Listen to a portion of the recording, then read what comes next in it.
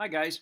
Parts A and B of this question are the most important parts. And again, to read what is called the stem of the question, the setup of the question, I've been calling it the back story of the question. It takes a little while to read all of this, but what's most important here are the numbers in this second paragraph. And you can answer questions A and B quite quickly if you take the time to organize those numbers. I would organize them in a table. So we're starting with blood samples, 500 of them that are known to contain HIV. So we have blood samples that we know have HIV. So of those, the ELISA is positive for 489 of those samples, which means that it's negative for the other 11 samples.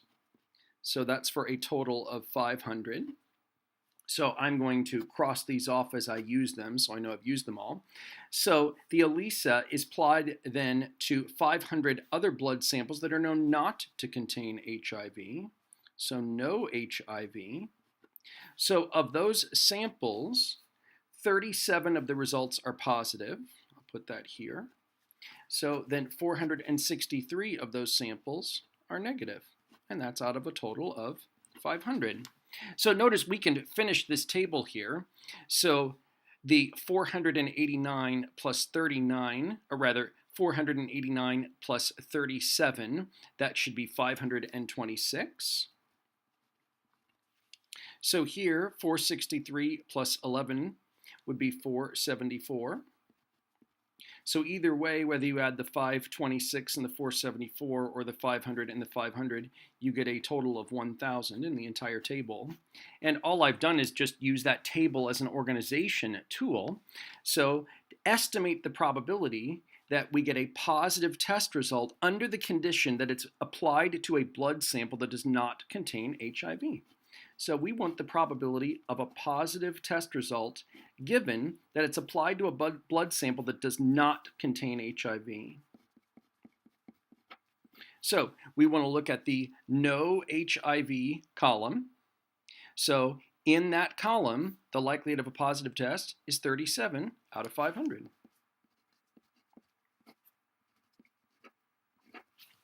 There you go. If you want to write it as a decimal, you certainly can. You don't need to. 37 divided by 500.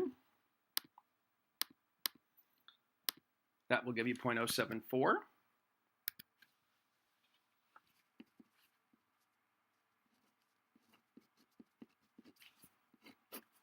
So there we go. So we can use that same table to answer the next question. So here, positive test results, what proportion actually contained HIV? So I'm interested in the probability which proportion contained HIV, given that we saw a positive test result. So under the condition, provided that we saw positive test results, what proportion actually contained HIV? Well, now we are locating the positive row. So the ones that actually contained HIV, that would be 489. Out of the total number of positive test results, that was 526. So the fraction is very important. 49 divided by 526. I don't remember what that is. There we go. We'll call it 0.930 approximately.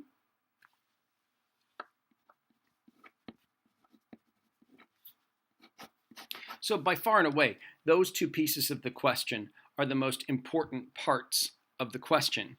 So here's the final portion of the question, and admittedly, this is a lot more challenging. So if you get a positive test result, now understand, when a blood sample yields a positive result, they're going to conduct the test 2 more times. So a total of 3 times. If at least one rather, of the 2 additional ELISAs is positive, then we use a more expensive test and a more accurate test to come up with a definitive determination for whether HIV is present in the sample. So this is a really important assumption here. We're acting as if repeated ELISAs, repeated applications of this test are assumed to be independent. So what is the probability that a new blood sample that comes into the lab will be subjected to the more expensive test if the sample does not contain HIV? So under the condition that the sample does not contain HIV, so we are working in here. We are working in here. So first of all, if we see a positive test in the first place, that will only happen 7.4% of the time. So here is the probability of that first positive test. Now, after a positive result, 2 more ELISAs are going to be performed if at least one of the 2 ELISAs is positive. Then we're going to subject the sample to the more expensive and the more accurate test. So I want to take this probability times the probability that at least one of the 2 additional ELISAs is positive.